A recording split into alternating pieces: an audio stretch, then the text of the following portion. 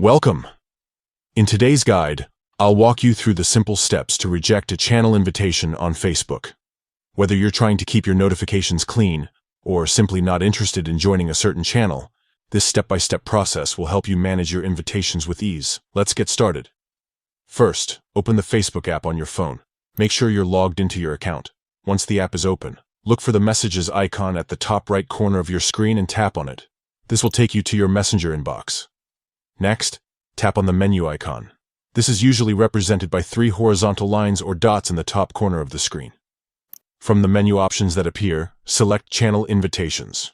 This section lists all the channels that have invited you to join. Now, search for the specific channel invitation you want to decline. You can scroll through the list or use the search bar if there are many invitations. Once you've found it, tap on the channel name to open its details.